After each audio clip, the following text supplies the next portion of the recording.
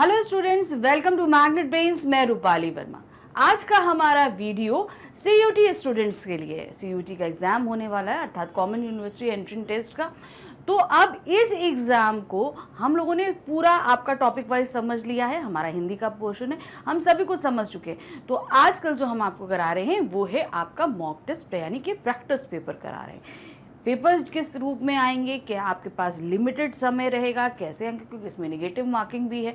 तो हर एक चीज़ को हमें बहुत ध्यान से करते और समझते हुए चलना है। सबसे ज़्यादा जो टाइम कंजेशन रहेगा वो रहता है हमारे गद्यांश में, क्योंकि 1, 2 नहीं 3 या 4 गद्यांश आपके पास में आ सकते हैं।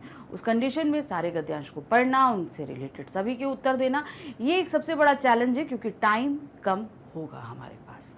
तो ये देखिए कि कितनी जल्दी आप गद्यांश को पढ़ लेते हैं और उसके उत्तर दे लेते हैं। इसकी प्रैक्टिस करना आपके लिए बहुत ज़रूरी है, क्योंकि हम ये नहीं कह सकते कि ये गद्यांश आएगा, आप इतने गद्यांश पढ़ लीजिए इनमें से, क्योंकि गद्यांश कहीं से भी दिए जा सकते हैं। तो सबसे ज़्यादा जो प्रैक्टिस करनी है वो है आपके गद्यांश को पढ़ के उनके सही उत्तर निकालना। तो चलिए आज हम फिर से जो करेंगे वो है हमारा मॉक टेस्ट पेपर 4, और इसमें भी हमारे पास गद्यांश है। फटाफट करेंगे। ये पूरे ही पेपर आपको पता है कि हमारे एमसीक्यूज बेस्ड यानी कि बहुविकल्पीय रूप में आएंगे। तो 4 ऑप्शन रहेंगे जिसमें आपको एक ऑप्शन टिक करना है। तो शुरू करें। तो सबसे पहले जो हमारे पास आता है वो है हमारा निर्धारित समय। हमने बताया था समय सीमा है 45 मिनट्स है, क्योंकि कंप्यूटर बेस्ड रहेगा। तो ध्यान रखिए कि आपको 45 मिनट्स के अंदर इसे कंप्लीट करना है, और 45 मिनट के अंदर आपको 40 क्वेश्चन ऑप्ट करने हैं। 50 दिया रहेगा, 50 में से आपको 40 क्वेश्चन करने हैं, ये कंपल्सरी है। ठीक है, 200 मार्क्स का आपके पास ये क्वेश्चन पेपर दिया जा रहा है, यानी कि 5 मार्क्स का एक प्रश्न रहेगा। प्रत्येक सही उत्तर के लिए 5 अंक दिए जाएंगे, प्रत्येक गलत उत्तर के लिए 1 अंक काटा जाएगा। यानी कि अगर आपने किसी एक प्रश्न का उत्तर गलत दिया तो आपका 1 नंबर कट जाएगा। नेगेटिव मार्किंग है, तो बहुत ध्यान से आपको करना पड़ेगा। तो चलिए शुरू करते हैं। सबसे पहले हमने जैसे बोला कि गद्यांश में हमें ज़्यादा समय लगता है, तो कोशिश करिए कि गद्यांश एक बार में ही पढ़ के आपके पूरी तरीके से समझ में आ जाए। बार बार नहीं पढ़ना, क्योंकि आप अगर बार बार पढ़ोगे तो आपका टाइम उसमें ज़्यादा जाएगा।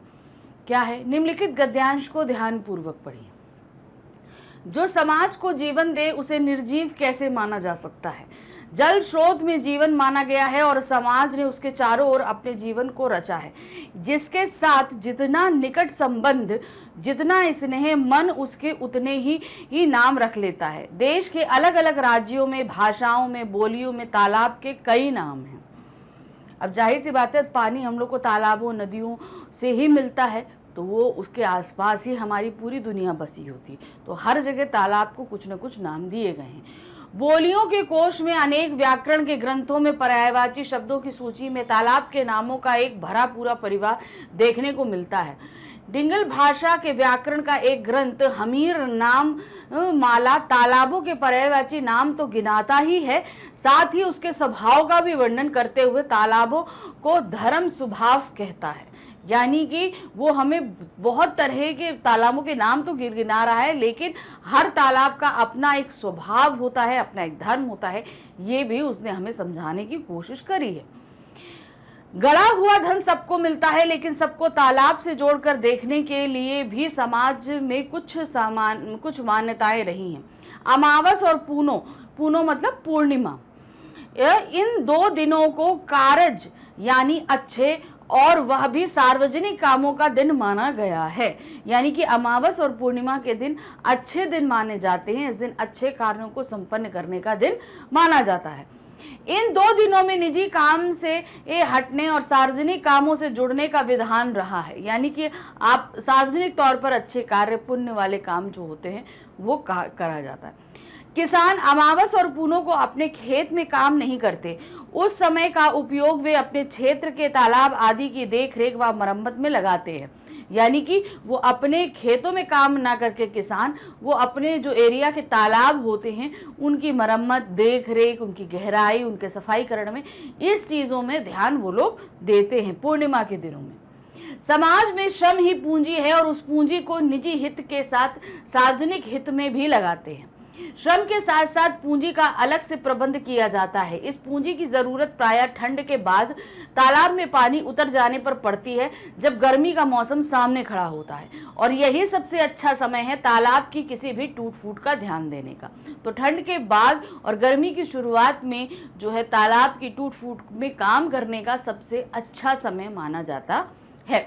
वर्ष की 12 पूर्णिमाओं में से 11 पूर्णिमाओं को श्रमदान के लिए रखा गया है, पर पूस मास की पूनों पर तालाब के लिए धान या पैसा एकत्र किए जाने की परंपरा है। यानी कि 12 पूर्णिमाएं होती है, हम सभी को पता है 12 मास के अकॉर्डिंग, और इन 12 पूर्णिमाओं में 11 तो श्रमदान की पूर्णिमा होती है, लेकिन एक में जो है उस तालाब के लिए पैसे और श्रम को एकत्र करने का काम किया जाता है।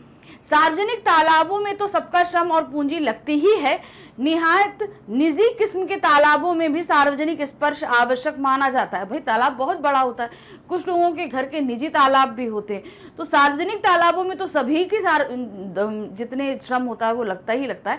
लेकिन क्या होता है, जो किसी के अपने पर्सनल तालाब होते हैं उसमें भी बहुत सारे लोगों के श्रम की रिक्वायरमेंट रहती है। तालाब बनने के बाद उसे इलाके के सभी सार्वजनिक स्थलों से थोड़ी थोड़ी मिट्टी लाकर तालाब में डालने का चलन आज भी मिलता है। तालाबों में प्राण है, प्राण प्रतिष्ठा का उत्सव बड़ी धूमधाम से होता था। कहीं कहीं तालाबों का पूरी विधि के साथ विवाह भी होता था। छत्तीसगढ़ में यह प्रथा आज भी जारी है। विवाह से पहले तालाब का उपयोग नहीं हो सकता, ना तो उससे पानी निकालेंगे और ना उसे पार करेंगे। यानी कि तालाबों का विवाह होता था, और उससे पहले यह था कि तालाबों से ना हम पानी ले सकते हैं ना उसे पार करने का को ही मनाही थी। विवाह के क्षेत्र के सभी लोग, सारा गांव पाल पर उमड़ आता है। पाल पर मतलब जो नाव होती है वहां पे किनारे पे उमड़ आते हैं उसका विवाह कराने के लिए। आसपास के मंदिरों से मिट्टी लाई जाती है, गंगा जल आता है, और इसी के साथ अन्य 5 या 7 कुओं या तालाबों का जल मिलाकर विवाह पूरा होता है। इन तालाबों के दीर्घ जीवन का एक ही रहस्य था, ममतप्त। यानी कि आप ये देखिए कि बाकी कुओं और तालाबों का पानी लाकर उसमें मिलाया जाता था, उससे विवाह किया जाता था। तो ये विधि क्यों पूरी करी जा रही? ये इसलिए पूरी करी जा रही है क्योंकि उस तालाब के पानी में एक ममतत्व का भाव रहे, और वहां के लोग उसके अंदर वो प्यार भरते थे और तालाबों का और कुओं का पानी लाकर। यह मेरा है, हमारा है, ऐसी मान्यता के बाद रख रखाव जैसे शब्द छोटे लगने लगेंगे। घर में एल यानी सब घरों के मेल से तालाब का काम होता है, सबका मेल तीर्थ है। यानी देखिए, सिर्फ तालाब को सही करने के लिए सभी लोग एकत्र होते, लेकिन ये तो एक हो गया आप मिलजुल के एक तालाब को सही करें, लेकिन आप मेल जोल का भी एक प्रतीक समाज के लिए खड़ा करते हैं। तो ये हुआ भाई, जब पूरा समाज मिलजुल कर रहेगा तो जाहिर सी बात है सौहार्द, प्रेम, आपसी भाईचारा सभी के अंदर बना रहेगा। तो ये प्रथाएं कहीं ना कहीं हमारे अंदर इन भावों को भी जन्म देती हैं। जो तीर्थ ना जा सके वो अपने यहाँ तालाब बनाकर ही पुण्य ले सकते हैं। तालाब बनाने वाला पुण्य आत्मा महात्मा है, जो तालाब बचाए उसकी भी उतनी ही मान्यता मानी गई। कहते हैं ना कि भाई तीर्थ कर लिया तो आपका जन्म सिद्ध हो गया। तो कुछ लोग ऐसे होते हैं जो तीर्थ नहीं जा सकते, तो क्या है भाई, आप तालाब बनाने के लिए अपना श्रम दान, अपना पैसा दीजिए, तालाब बनवाइए, और एक तीर्थ में जाने जितना पुण्य कमाइए। और उस जो आदमी ये करवाता है उसे एक महात्मा का दर्जा दिया जाता है, और जो इसके रख रखाव का कार्य करता है उसे भी उतनी ही मान्यता प्रदान की जाती है। इस तरह तालाब एक तीर्थ है जहां मेले लगते हैं, और इन मेलों को जुटने वाला समाज तालाब को अपनी आंखों में, मन में बसा लेता है। तालाब समाज के मन में रहा और कहीं कहीं तो उसके तन में भी। बहुत से वनवासी समाज गुदने में तालाब और बावड़ी गुदवाते हैं। कहने का मतलब बहुत से ऐसे समाज हैं, आप लोगों ने देखा होगा, औरतें हैं, आदमी हैं, हाथों में गुदवाते हैं, ठीक है ना, कुछ लिखवाते हैं, जिसे आप लोग आजकल टैटू बनवाना जिसे कहते हैं। तो पहले वो उसको गोदना भी या गुदवाना बोलते थे। तो पहले के लोग क्या करते थे, बावड़ी या तालाब अपने हाथों में गुदवाते थे। क्यों? क्योंकि वो उनके लिए धरोहर थी, पूज्य था, तो बहुत बड़ी चीज मानते थे, इसलिए वो अपने शरीर पर ये नाम भी गुदवाते थे। गुदरों के चिन्हों में पशु पक्षी फल आदि के साथ साथ सहरिया समाज में और साधारण बावड़ी के चिन्ह भी प्रचलित हैं। तो देखिए, फल पक्षी फूल के अलावा तालाबों के चिन्ह भी प्रचलित हैं। सहरिया शबरी को वो अपना पूर्वज मानते हैं, सीता जी से विशेष संबंध है, इसीलिए सहरिया अपनी पिडलियों पर सीता बावड़ी बहुत चाव से गुदवाते हैं। अब ये नाम याद रखिएगा, कौन है? सहरिया। जिसके मन में तन में तालाब रहा हो वह तालाब को केवल पानी के एक गड्ढे की तरह नहीं देख सकता। मतलब हम ये, कुछ लोग होता है कि उनके लिए सिर्फ पानी भरा है एक जगह, बस ठीक है तालाब, लेकिन तालाब जीवन है। तो यहाँ पर ये लोग, जो लोग जिनके जीवन में ये तालाब बसता है, उनके लिए वो सिर्फ एक उसे पानी के गड्ढे के रूप में नहीं देखते हैं। उसके लिए तालाब एक जीवन परंपरा है, परिवार और उसके कई संबंधी है। तालाब का लबालब भर जाना ही एक बड़ा उत्सव बन जाता है। समाज के लिए इससे बड़ा और कौन सा प्रसंग होगा कि तालाब की अपरा चल निकलती है। तो यहाँ पर समाज में जब तालाब बहुत भर जाता है तो लोगों के लिए वो एक उत्सव का समय होता है, क्योंकि कहते हैं कि भाई इसको आप ऐसे अगर आप लॉजिकली लेकर चलो तो पानी क्या है? जीवन है। अगर हमारे गांव के आसपास कोई तालाब है, हमारे घर के आसपास है, हमारा जीवन यापन उस पानी पर डिपेंड है, तो जाहिर सी बात है अगर वो भरा पूरा रहेगा तो हमारा जीवन भी सुचारू रूप से चलता रहेगा। तो ये चीज़ हम लोग आजकल लॉजिकली देखते हैं, लेकिन पहले के लोग इसे इमोशनली जुड़े होते थे। इमोशनली अटैच होने के कारण क्या है ना, उसको जब खुश होते तो एक उत्सव के रूप में, जैसे आप लोग बहुत खुश होते हो तो पार्टी करते हो, वैसे वो लोग उत्सव मनाते थे, मेले लग जाया करते थे तालाब के किनारे। तो वो भरा तालाब उनके लिए एक पार्टी करने का जो है मौका उनको मिल जाया करता था। भुज यानी कि कच्छ के सबसे बड़े तालाब हमीरसर के घाट में बनी हाथी की एक मूर्ति ये अपना चलने की सूचक है। जब जब इस मूर्ति को छू लेता है तो पूरे शहर में खबर फैल जाती है। अब क्या है इसका मतलब कि तालाब है, तालाब में एक हाथी की प्रतिमा है। अब कहते हैं कि हाथी चलता है, हाथी नहीं चलता है। क्या होता है, तालाब का जल स्तर जब बढ़ता है तो वो हाथी को टच करता है। तो अभी तो जैसे तालाब है, हाथी नहीं भरा है तो हाथी दूर है, ठीक है। अब जब जैसे जल स्तर बढ़ेगा तो वो हाथी को टच कर लेगा, तो ये क्या बोलेंगे कि हाथी चला और वो पानी के पास पहुंच गया। पर ऐसा नहीं होता, इसके विपरीत होता है, पानी का स्तर बढ़ता है और वो हाथी को टच करता है। तो जब ये तालाब का पानी बढ़कर हाथी को टच कर लेता है तो ये बहुत ही प्रसन्नता की बात होती है सभी के लिए। शहर तालाब के घाटों पर आ जाता है। कम पानी का इलाका इस घटना को एक त्योहार में बदल देता है। भुज के राजा घाट पर आते हैं, पूरे शहर की उपस्थिति में तालाब की पूजा करते हैं और पूरे भरे तालाब का आशीर्वाद लेकर लौटते हैं। तो देखिए, राजा तक उस तालाब में आकर पूजा अर्चना करते हैं, उनका आशीर्वाद लेते हैं। तालाब का पूरा भर जाना सिर्फ एक घटना नहीं है, आनंद है, मंगल सूचक है, उत्सव है, महोत्सव है। वह प्रजा और राजा को घाट तक ले आता है। कोई भी तालाब अकेला नहीं है, वह भरे पूरे जल परिवार का एक सदस्य है। उसमें सबका पानी और उसका पानी सब में है। ऐसी मान्यता रखने वालों ने एक तालाब सचमुच ऐसे ही बना दिया था। जगन्नाथपुरी के मंदिर के पास बिंदुसागर में देश भर के हर जल स्रोत का नदियों और समुद्रों तक का पानी मिला है। तो देखिए कहां पर, जगन्नाथपुरी के पास में बिंदुसागर नाम का एक तालाब है, जिसमें विश्व भर के बोला गया है ना, देश भर के, हमारे देश भर के सभी जल स्रोतों और नदियों और समुद्रों का पानी लाकर वहां पर डाला गया था। जब वो तालाब बनाया गया, वो मैन मेड है, ओके, उसे बनाया गया था, तो वहां पर सभी जगह का पानी लाकर डाला गया था। दूर दूर से अलग अलग दिशाओं से पुरी आने वाले भक्त अपने साथ अपने क्षेत्र का थोड़ा सा पानी लेकर आते हैं और बिंदु सागर में अर्पित कर देते हैं। वहां की मान्यता है कि आप जिस भी क्षेत्र से आ रहे हैं अपने क्षेत्र का पानी लेकर आइए और बिंदु सागर में अर्पित कर दीजिए। देश की एकता की परीक्षा की इस घड़ी में बिंदु सागर राष्ट्रीय एकता का सागर कहला सकता है। बिंदु सागर जुड़े भारत का प्रतीक है। तो अब देखिए, एक तालाब वो हमारी पूरे देश की एकता, हर जगह का पानी वहां पर मिलता है, तो ये एक एकता का प्रतीक है। तो देखिए, ये हमने गद्यांश पूरा पढ़ लिया, तालाब पर आधारित था, उससे जुड़ी मान्यताओं पर आधारित था। अब इससे संबंधित कुछ प्रश्नों को हम देखेंगे जिनके उत्तर हमें देने हैं। क्या है देखिए, निम्नलिखित प्रश्नों के उत्तर के लिए सबसे उचित विकल्पों का चयन कीजिए। आपके पास एक प्रश्न है, 4 ऑप्शन हैं और आपको सही ऑप्शन टिक करना है। बिंदु सागर राष्ट्रीय एकता का सागर क्यों कहला सकता है? क्यों कहलाया?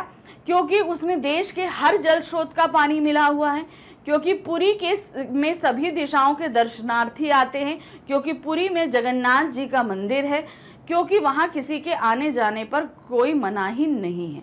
तो क्यों बिंदु सागर को एकता का सागर कहा जाता है? कारण क्या है? हमारा पहला सही है, क्योंकि उसमें देश के हर जल स्रोत का पानी मिला हुआ है। नेक्स्ट है, अमावस्या और पूर्णिमा के संबंध में लोगों की क्या मान्यता है? पाठ में था ना, अमावस्या और पूनों के दिनों में, तो क्या था? इस दिन सभी पूजा पाठ में व्यस्त रहते हैं।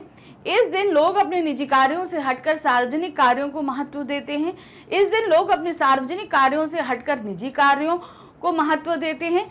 इस दिन लोग अपने सार्वजनिक और निजी कार्यों को महत्व देते हैं। तो सही क्या था? लोग अपने निजी कार्यों से हटकर सार्वजनिक कार्यों को महत्व देते हैं। नेक्स्ट है, तालाब को तीर्थ क्यों माना गया है? क्योंकि तालाब में पानी होता है, क्योंकि तालाब सबको पानी देता है, क्योंकि तालाब सब घरों के मिले जुले प्रयासों से बनता है, क्योंकि सबका मेल ही तीर्थ है। तो इसका सही ऑप्शन है क्योंकि तालाब सब घरों के मिले जुले प्रयासों से बनता है, इसलिए इसे एक तीर्थ माना जाता है। नेक्स्ट है, तालाब का पूरा भर जाना सिर्फ एक घटना नहीं महोत्सव है। कैसे? जब पूरा तालाब भर जाता है तो ये सिर्फ एक घटना नहीं, एक महोत्सव या उत्सव की तरह मनाया जाता है। क्यों? क्योंकि तालाब तन मन में बसा हुआ है, क्योंकि तालाब तीर्थ है, क्योंकि भारत में भरे पूरे तालाब की पूजा की जाती है, क्योंकि तालाब में पानी भरा रहता है। तो सही ऑप्शन है क्योंकि भारत में भरे पूरे तालाबों की पूजा की जाती है। कोई भी तालाब अकेला नहीं है, ऐसा क्यों कहा गया है? क्योंकि तालाब राजा और प्रजा को घाट पर ले आता है, क्योंकि तालाब सबका सम्मिलित प्रयास है, क्योंकि तालाब में सब पानी डालते हैं, क्योंकि यह एक जल स्रोत है। तो यहाँ पर ऐसा क्यों कहा गया कि तालाब अकेला नहीं है? क्योंकि वो राजा और प्रजा को एक साथ ले आता है। सहरिया सीता जी से विशेष संबंध किस प्रकार दर्शाते हैं? सहरिया समाज है ना, वो सीता जी से अपने संबंध किस प्रकार दर्शाते हैं?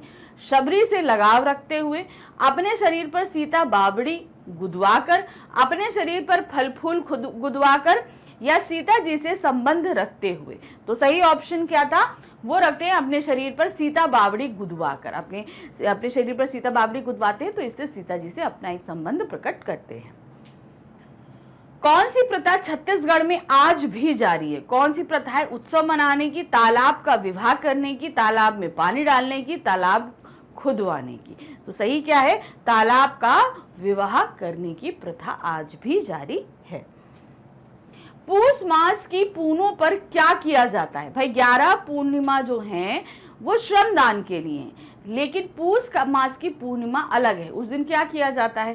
तालाब के लिए श्रमदान, तालाब के लिए जल एकत्र करना, तालाब के लिए धान और पैसा एकत्र करना, तालाब के लिए लोग एकत्र करना। तो सही क्या है? तालाब के लिए धान और पैसा एकत्र करना। नेक्स्ट है, तालाब के दीर्घ जीवन का रहस्य क्या है? तालाब बहुत लंबे समय तक बने रहते हैं, इसका क्या कारण है? श्रमदान, जलदान, अन्नदान या ममतत्व? तो इसका सही ऑप्शन है हमारा ममतत्व, क्योंकि सभी का प्यार उसमें मिला रहता है।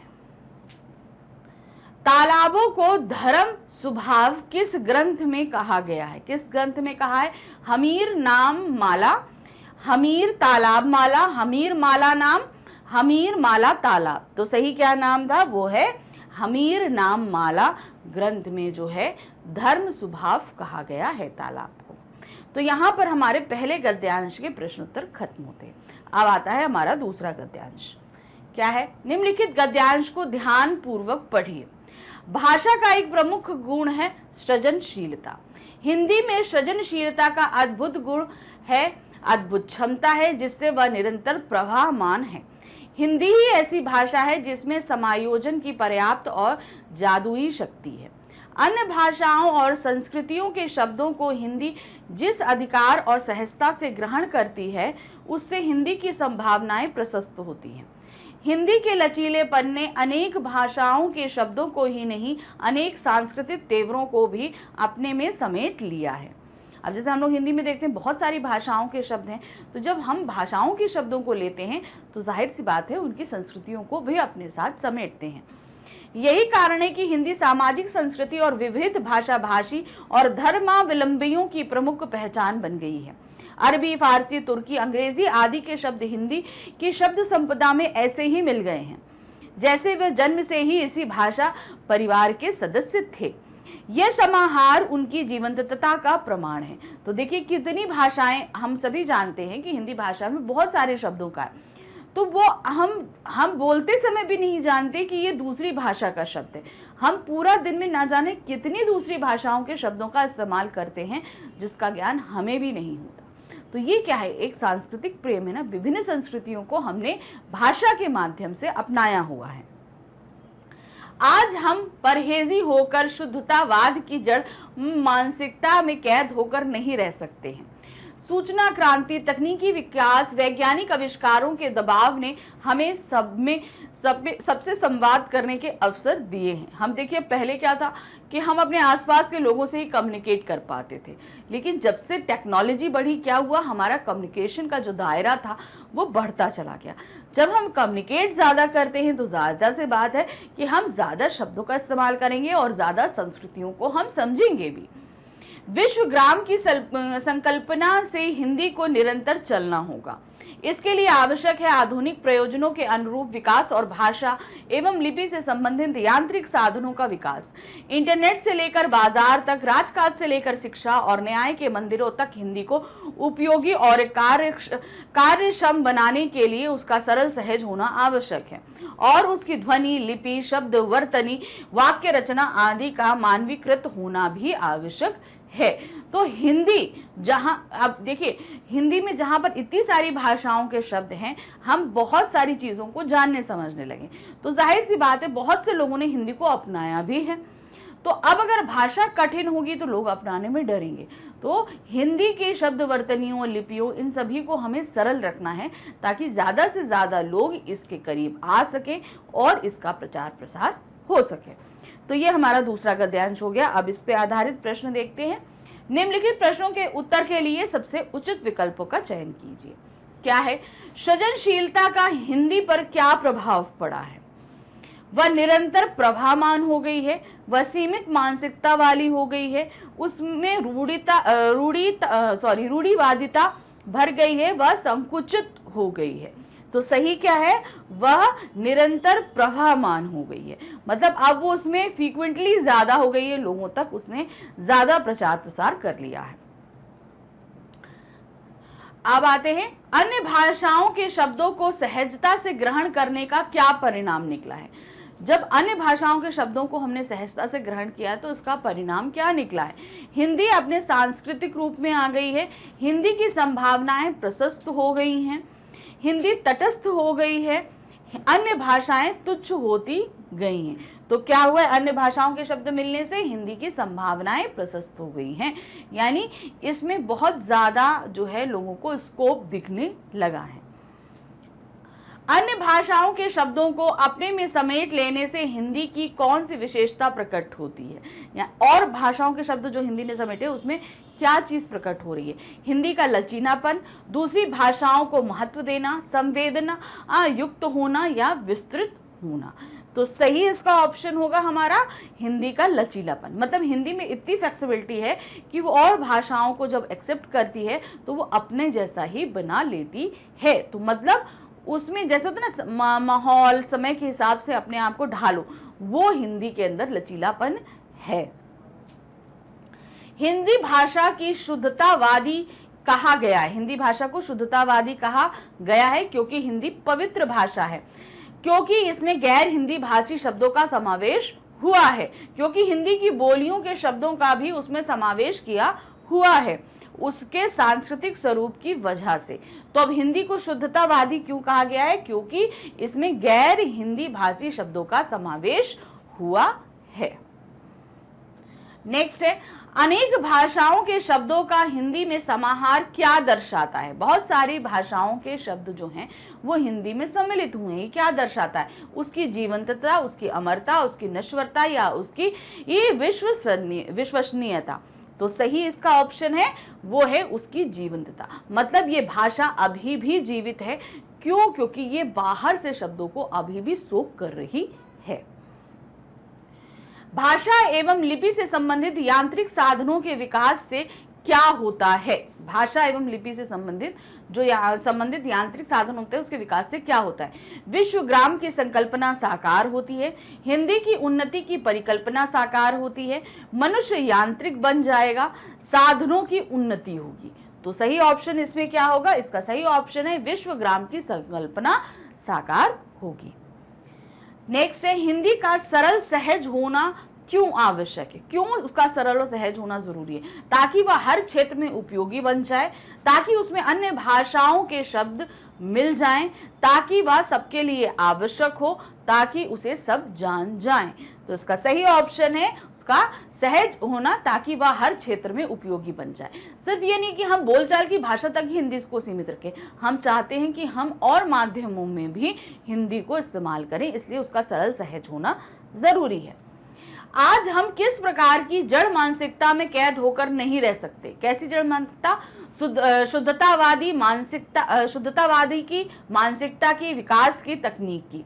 तो सही क्या है? वो है हमारी शुद्धतावाद की मानसिकता में कैद होकर हम नहीं रह सकते हैं। नेक्स्ट है, गद्यांश में से धर्माधिकारी शब्द के लिए उचित पर्यायवाची शब्द है। अब आपको यहाँ पर पर्यायवाची शब्द पूछा गया है। क्या है? जो हमारा गद्यांश पढ़ा उसमें क्या था? धर्माधिकारी शब्द के लिए उचित पर्यायवाची धर्मावलंबी, समायोजन, जीवंतता या संवाद। तो उसके लिए सही ऑप्शन है वो है धर्मावलंबी। धर्माधिकारी यानी धर्मावलंबी जो लोग होते हैं। नेक्स्ट है, गद्यांश के लिए उचित शीर्षक। ये पूरा जो गद्यांश हमने पढ़ा इसका हमें उचित शीर्षक निकालना है। हिंदी की सृजनशीलता, हिंदी का विकास, हिंदी की पहचान, हिंदी का इतिहास।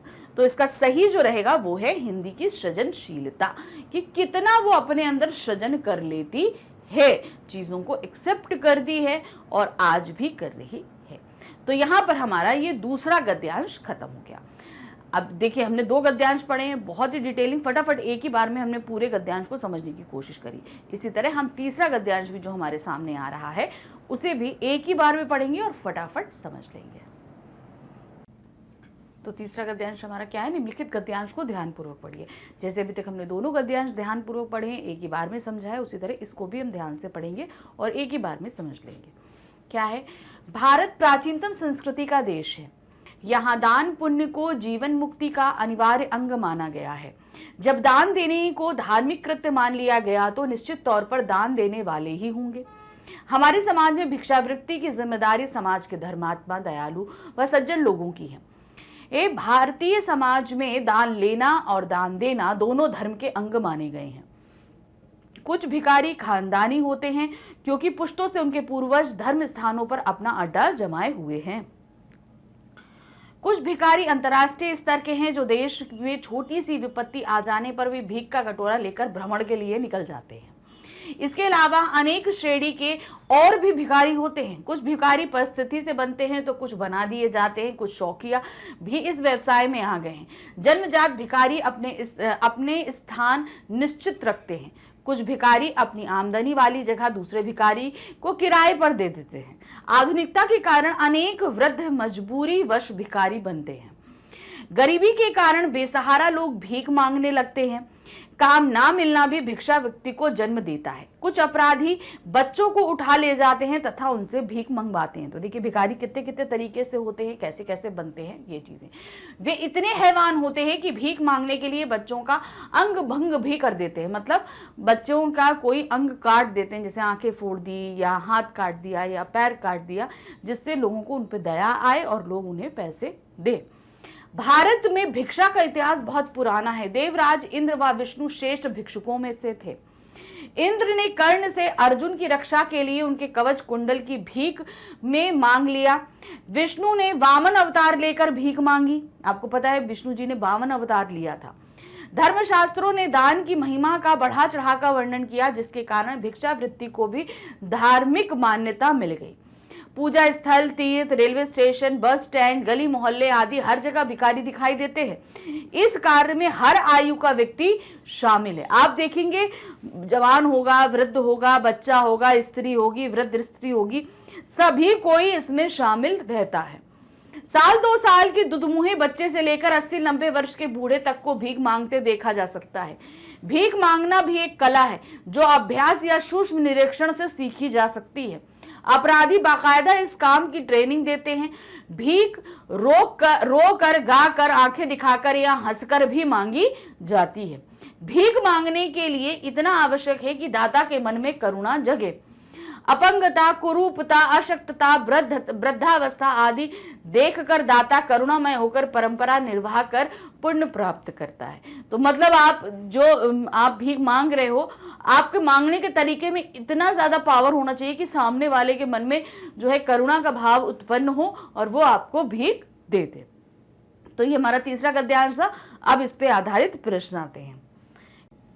तो क्या है हमारा क्वेश्चन, निम्नलिखित प्रश्नों के उत्तर के लिए सबसे उचित विकल्प का हमको चयन करना है।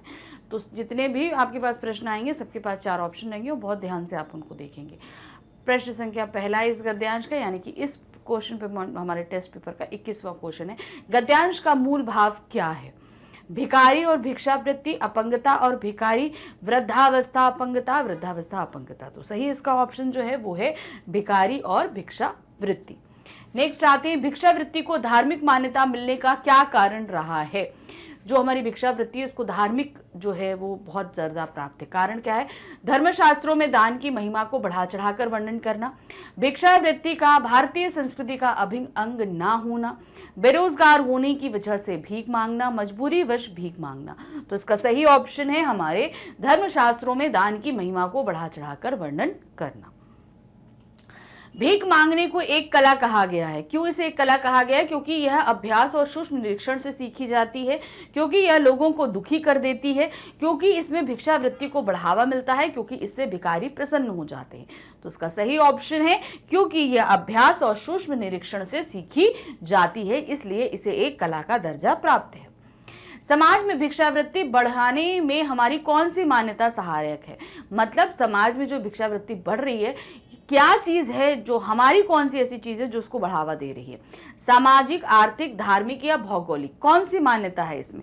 इसमें है हमारी धार्मिक मान्यता जो इस भिक्षावृत्ति को बढ़ावा दे रही है समाज में। नेक्स्ट है, आज भिक्षावृत्ति क्या बनकर रह गई है? अनिवार्य अंग, एक मजबूरी, एक व्यवसाय या एक धार्मिक मान्यता? आधुनिक समय में भिक्षावृत्ति जो है अब एक व्यवसाय बन गई है। लोग अब इसे एज अ बिजनेस लेने लगे हैं। नेक्स्ट है, अपनी कुरूपता, अपंगता और वृद्धावस्था आदि के जरिए भिखारी दाता के मन में कौन सा भाव जो है उत्पन्न करते हैं? क्या भाव? मतलब जो भिखारी भीख मांग रहे हैं वो दूसरों के सामने, जैसे हमारे सामने मांग रहे हैं, तो हमारे मन में किस भाव को पैदा करते हैं? करुणा, भय, क्रोध या घृणा? तो हमारे मन में क्या पैदा करते हैं? वो है करुणा। जब करुणा जागेगी तभी तो हम भीख देंगे ना, वही चीज। नेक्स्ट है, इंद्र ने कर्ण से अर्जुन की रक्षा के लिए क्या मांगा था? इंद्र भी एक भिखारी बनकर कर्ण के सामने गए थे अर्जुन की रक्षा के लिए। तो क्या मांग कर लेकर आए थे? कवच और कुंडल, केवल कवच, केवल कुंडल या धन संपत्ति? तो लेकर आए थे क्या? वो कर्ण का कवच और कुंडल, क्योंकि उसकी वजह से उनको मारना कठिन हो रहा था अर्जुन के लिए। नेक्स्ट है, भगवान विष्णु ने कौन से अवतार में भीख मांगी थी? भगवान विष्णु के बहुत सारे अवतार हुए हैं पृथ्वी पर, तो उनका कौन सा अवतार था जिस अवतार में उन्होंने जो है भिखारी की भूमिका निभाई थी? ये वो है मत्स्य अवतार में, दशावतार में, वामन अवतार में या रुद्र अवतार में? तो एक भिक्षुक के जो अवतार में थे वो थे जब उन्होंने वामन अवतार में जो है एक जन्म लिया था, तब उन्होंने एक भिक्षुक की भूमिका निभाई थी। नेक्स्ट है, काम ना मिलना किसे जन्म देता है? जब आपको काम नहीं मिलता है तो वो किस चीज को जन्म देता है? भिक्षावृत्ति को, दान को, बेरोजगारी को या रोजगार को? तो सही है, जब काम नहीं मिलता तो भिक्षावृत्ति का जन्म होता है। नेक्स्ट है, हमारे देश में जीवन मुक्ति का अनिवार्य अंग किसे माना गया है? मतलब हमारे जीवन में जो हम जीवन मुक्ति, अपनी जीवन से जो मुक्ति प्राप्त कर लें, इसके लिए किस चीज को अनिवार्य माना गया है? भिक्षावृत्ति को, दान पुण्य को, भिखारी को या धर्म को? तो हमारे यहाँ माना गया है वो है दान पुण्य को। हम दान पुण्य जितना करेंगे हमारी जीवन मुक्ति उतनी आसान होगी। तो यहाँ हमारा तीसरा गद्यांश के जो प्रश्न उत्तर हैं वो समाप्त होते हैं। अब इसके आगे जो प्रश्न होंगे वो हमारे लैंग्वेज के और जो बाकी टॉपिक्स हैं उन पे आधारित होंगे। तो क्या है, सबसे पहले निम्न प्रश्न में दिए गए रेखांकित शब्द का समानार्थी शब्द का चयन कीजिए। अब हमारे पास क्या है, समानार्थी अर्थात पर्यायवाची शब्द बताना है। किसका? आकाश में बादल घिरा है, तो रेखांकित जो शब्द है वो है बादल। बादल का हमें पर्यायवाची बताना है। वनज, वारिनिधि, वारिद या पयोधि? तो इसका सही ऑप्शन है वो है वारिद, वो बादल का सही ऑप्शन है, यानी पर्यायवाची है। अब इसमें क्या होगा, और क्या ऑप्शन है देखिए। वारिद के अन्य समानार्थी हैं पयोधर, घन, नीरद, जलधर, पयोध, अम्बुद। अब इसके अलावा जो बाकी ऑप्शन है, जैसे पयोधि दिया है तो पयोधि का है समुद्र, वनज का है कमल, वारिनिधि का है नीरनिधि। ये बाकी के जो है ऑप्शन है। नेक्स्ट है, जनार्दन किसका पर्यायवाची? जनार्दन शब्द किसके लिए हम इस्तेमाल करते हैं? राम, कृष्ण, विष्णु या ब्रह्मा? तो जनार्दन जो पर्यायवाची है वो है विष्णु जी का।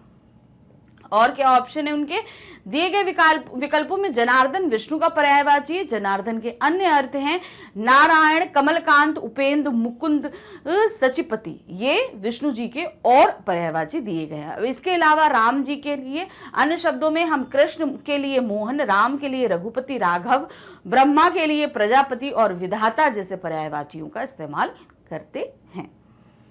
नेक्स्ट है, गंदला, मैला, मनिल किस शब्द का पर्यायवाची है? गंदला, मैला, मलिन किस शब्द का पर्यायवाची है? प्रलय, धवल, पंकिल या पामर? तो ये तीनों ही, यानी कि गंदला, मैला, मनिल जो है वो पंकिल का पर्यायवाची होगा। और क्या हो सकते हैं देखिए, गंदला, मैला, मलिल, गंदा सभी पंकिल के पर्यायवाची हैं। धवल का अर्थ होता है उज्जला, यानी कि बहुत साफ। प्रलय का अर्थ है विनाश, पामर का अर्थ है दुष्ट, खल। ये होते हैं बाकी जो आपके दिए हुए। पामर का अर्थ क्या है? दुष्ट और खल। नेक्स्ट है क्वेश्चन नंबर 34, निषिद्ध शब्द का विलोम होगा। अभी इस शब्द का हमें विलोम बताना। अभी तक हम पर्यायवाची देख रहे थे, अब हमारे पास क्या आया? विलोम आया। विहित, संदिग्ध, अनुपयोगी, फिर है प्रतिबंधित। तो यहां पर जो इसका निषिद्ध का पर्यायवाची होगा वो है आपका विहित। विलोम करना है हमें। निषिद्ध मतलब मना, ठीक है। तो यहाँ पर क्या चीजें आएगी इसको समझिए। निषिद्ध का शाब्दिक अर्थ है निषेध किया हुआ, मतलब मना किया, अर्थात वर्जित या अस्वीकृत।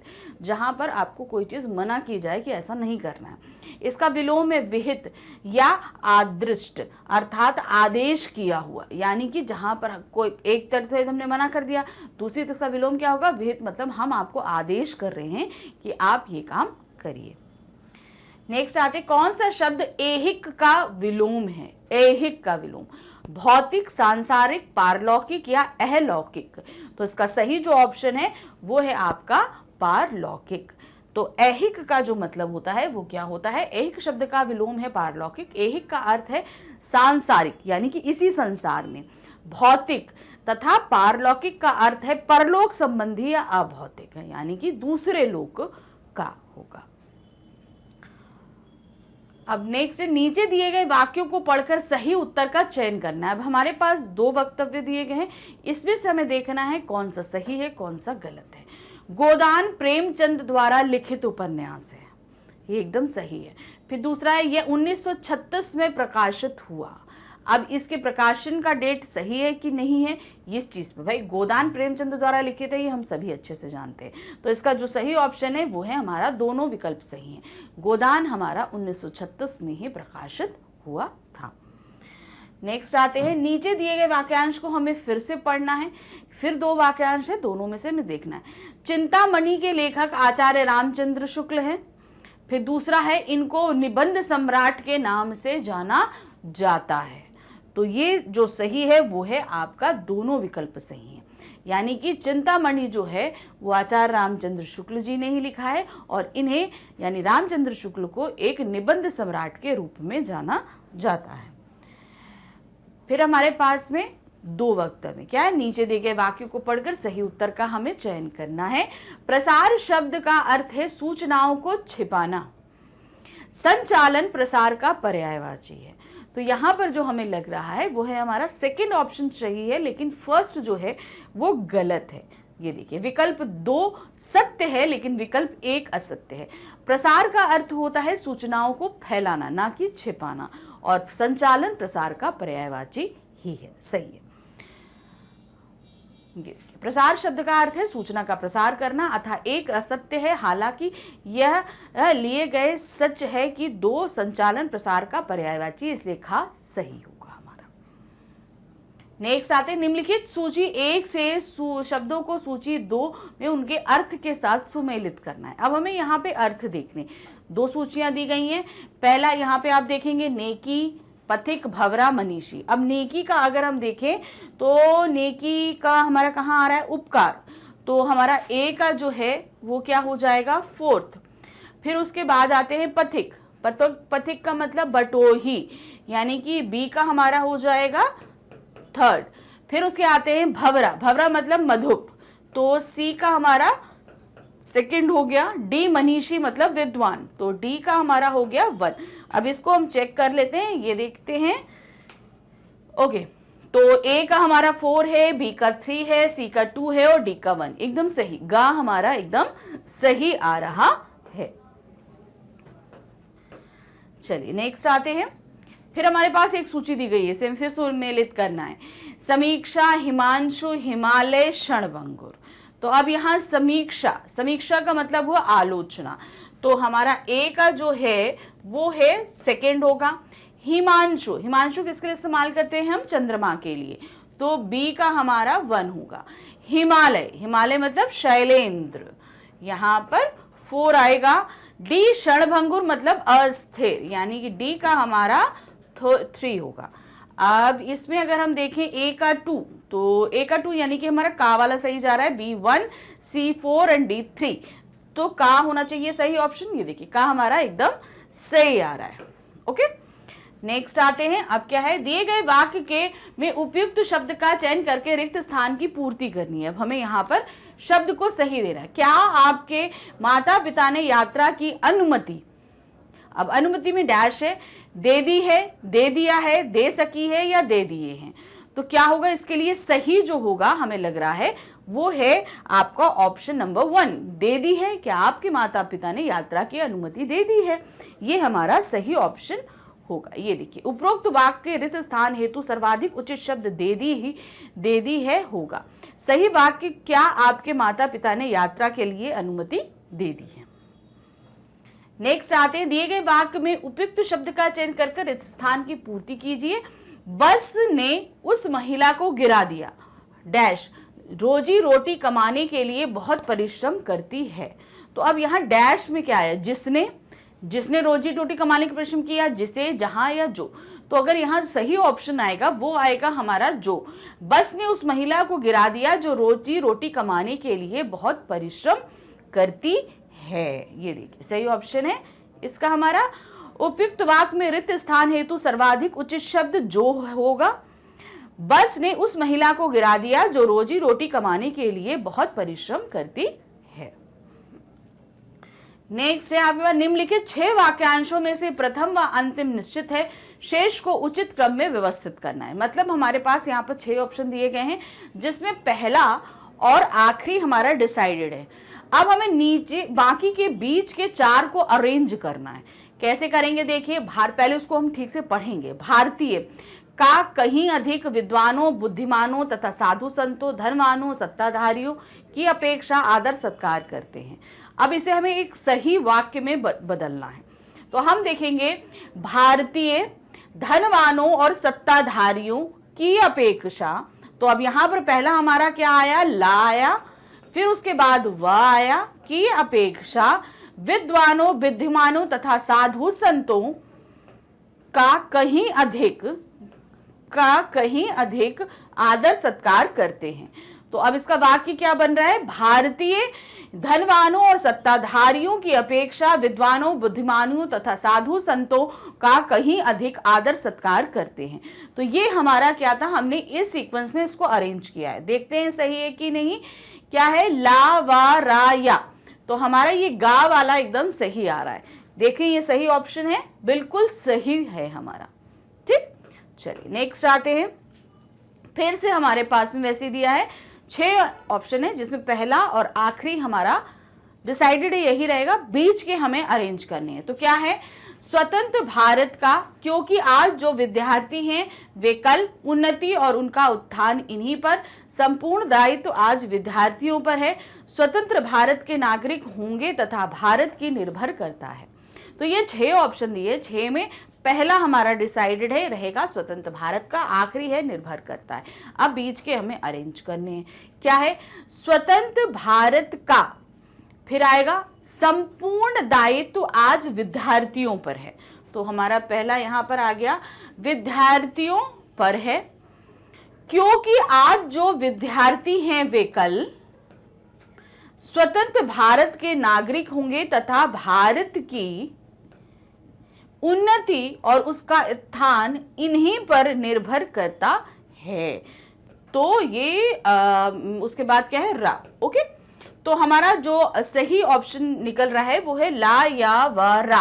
अरेंज करते हैं एक बार। स्वतंत्र भारत का संपूर्ण दायित्व आज विद्यार्थियों पर है, क्योंकि आज जो विद्यार्थी हैं वे कल स्वतंत्र भारत के नागरिक होंगे तथा भारत की उन्नति और उत्थान इन्हीं पर निर्भर करता है। तो अब देखते हैं सही ऑप्शन बन रहा है कि नहीं, कौन सा होगा हमारा, ला या व रा। गा हमारा सही आ रहा है, गा हम ऑप्शन देखते हैं, गा हमारा एकदम सही है। चलिए आगे देखते हैं क्या हो रहा है हमारे पास में। अक्ल पर पत्थर पड़ना मुहावरे के अर्थ का निम्नलिखित विकल्पों में से चयन कीजिए। अक्ल पर पत्थर लगना, पत्थर पड़ना, चोट लगना, बुद्धि भ्रष्ट होना, कठिन वाक्य या मुसीबत। तो अक्ल पर पत्थर पड़ने का मतलब है बुद्धि भ्रष्ट हो जाना। तो क्या है, मुहावरा है अक्ल पर पत्थर पड़ना का अर्थ है बुद्धि भ्रष्ट होना, अर्थात व्यक्ति का उल्टा पुल्टा काम करना, अतः विकल्प खा सही है। नेक्स्ट आते हैं, घड़ों पानी पड़ना। मुहावरे का अर्थ क्या है, लज्जित होना, कीचड़ होना, हार मान लेना या भयभीत होना। तो घड़ों पानी का तात्पर्य है लज्जित होना या शर्मिंदा होना। यहां पर क्या होगा, दिए गए मुहावरे घड़ों पानी का अर्थ है लज्जित होना। नेक्स्ट है, चोर की दाढ़ी में तिनका। लोकोक्ति का सही अर्थ होगा दाढ़ी गंदी होना, हर चोर की दाढ़ी होना, चोरी की पहचान होना या चोर का स्वयं डरना। तो यहाँ पर चोर की दाढ़ी में तिनका मतलब चोर का स्वयं डरना, जो चोर है वो खुद ही डरने लगे तो उसको कहते हैं चोर की दाढ़ी में तिनका। लोकोक्ति चोर की दाढ़ी में तिनका अर्थ है चोर का स्वयं डरना। नेक्स्ट है, दिए गए वाक्यांशों में रेखांकित अंश को प्रतिपादित करने के लिए सबसे उपयुक्त विकल्प का चयन कीजिए। क्या है, मनुष्यों के उपदेशों को अपने जीवन में सम्मान करो। तो यहाँ पर जो है वो इसको हमें सही करना है, यहाँ पे कहीं ना कहीं कुछ गड़बड़ी है। सम्मान करो तो इसका क्या होगा, निषेध करो, किसी बदलाव की आवश्यकता नहीं है, प्रयोग करो या पालन करो। तो इसका जो सही ऑप्शन है वो है हमारा प्रयोग करो, यानी कि जो उन्होंने उपदेश दिए हैं उन्हें अपने जीवन में हमें प्रयोग में लाने चाहिए, उनको इस्तेमाल करना हमें चाहिए। तो सही देखिए क्या है, निम्नलिखित वाक्यांश में रेखांकित खंड सम्मान करो को प्रतिपादित करने के लिए प्रयोग करो होगा, अतः रेखांकित खंड में क्रिया संबंधी त्रुटि है कि इसमें जो क्रिया है वो गलत आ रही है, सम्मान करो नहीं होगा, क्या होगा, आप उसको जो है प्रयोग करो होगा। नेक्स्ट आते हैं, दिए गए विराम चिन्ह में से लाघव चिन्ह का चयन कीजिए। लाघव चिन्ह क्या होता है, लाघव मतलब किसी चीज को शॉर्ट करना, ठीक है। तो अब ये जो है ये हमारा घा, डॉक्टर जो जैसे हम लोग लिखते हैं ना, जैसे हमारा हिंदी में हमारा क्या होता है डॉक्टर, ठीक है। अब इस आप जैसे हैं डॉक्टर सीतामढ़ी, ठीक है, ये नाम है किसी का। अब अगर इसको हम लाघव करेंगे, यानी कि डॉक्टर को अगर हमें लाघव करना, लाघव मतलब शॉर्ट करना है, तो आप क्या करते हो, सिर्फ डॉक्टर लेके डॉट लगा के आगे क्या लिख दोगे, सीतामढ़ी।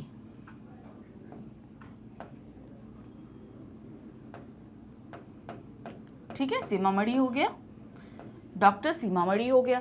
अब यहां पर हम क्या देख रहे हैं, ये जो चिन्ह है अर्थात ये हमारा घा वाला, ये क्या कहलाता है, लाघव चिन्ह, जिन्हें हम शॉर्ट करते हैं। ओके, देखिए विकल्प घा में लाघव चिन्ह है। किसी शब्द या वाक्य को संक्षिप्त रूप में लिखने के लिए लाघव का प्रयोग करते हैं, जैसे कृपा, फिर ऊ है कृपा पृष्ठ पलटिए। ठीक है, तो ये हमारा क्या हो जाता है, लाघव चिन्ह हो जाता है। नेक्स्ट आते हैं, दिए गए विकल्प में से किस प्रकार के विराम चिन्हों का प्रयोग किया जाएगा। अब क्या है, सुनो सुनो वह बोल रही है। अब यहाँ पे किस तरह के चिन्हों का, आपका अल्प विराम, प्रश्नवाचक चिन्ह, विस्मयादिबोधक, अवतरण चिन्ह, तो किस तरह के का प्रयोग किया जा रहा है, वो है हमारा सुनो सुनो के बाद कॉमा रहेगा हमारा, वह क्या बोल रही है, यहाँ पर प्रश्नवाचक चिन्ह रहेगा, ये हमारा सही आएगा। ये देखिए क्या है, उपयुक्त वाक्य में अल्पविराम चिन्ह तथा प्रश्नवाचक चिन्ह का प्रयोग होगा। वाक्य में थोड़ा रुकने के लिए अल्पविराम तथा वाक्य की समाप्ति होने पर प्रश्नवाचक चिन्ह का प्रयोग। अगर प्रश्न है तो प्रश्नवाचक चिन्ह, तो अगर यहाँ पर प्रश्न नहीं होता, सुनो सुनो वह बोल रही है, तब हमारा क्या होता, पूर्ण विराम होता। तो ये था, तो इस तरीके से हमारा ये जो क्वेश्चन पेपर था, मॉक टेस्ट प्रैक्टिस पेपर, ये हमारा यहाँ समाप्त हुआ। तो ये ध्यान रखिए, इस तरीके के प्रैक्टिस पेपर आपको करते रहने हैं, जितने हम करा रहे हैं वो ही, इसके अलावा आप जो कुछ भी कर सकते हो वो करते रहना। अब हमने इससे पहले पूरे सिलेबस आपको कंप्लीट कराया है, हम टेस्ट पेपर करा रहे हैं, तो ये जो मॉक टेस्ट पेपर हम आपको करा रहे हैं ये सब आपको मिलेंगे कहाँ, इसके लिए आपको आना होगा हमारे चैनल मैग्नेट ब्रेन्स पे। जब आप यहाँ पर आएंगे तो आप इस तरीके से देखेंगे CUT को जब जैसे ही क्लिक करेंगे आपके सामने ये देखिए CUT है ना, CUT क्लिक किया आपने तो CUT में पढ़ाए जाने वाले सभी सब्जेक्ट्स आपके सामने हैं। मैं आपको हिंदी पढ़ा रही हूँ, यहाँ वॉच नाउ पे क्लिक करेंगे और CUT के सभी आपके सामने ऑप्शंस आ जाएंगे, जितना भी मैंने अभी तक आपको कराया है। तो जो भी टॉपिक आपको समझना है उस पर क्लिक करिए, उसके बाद आपका इस तरीके से वीडियो स्टार्ट हो जाएगा। वीडियो देखिए और ध्यान से अपनी पूरी तैयारी करिए, क्योंकि समय आपके पास में कम है, सब्जेक्ट्स ज़्यादा हैं और आपको अच्छे से सारी प्रिपरेशन करनी है। लेकिन साथ ही हमारे चैनल को लाइक, सब्सक्राइब, शेयर ज़रूर कीजिएगा। Thank you for watching, bye bye.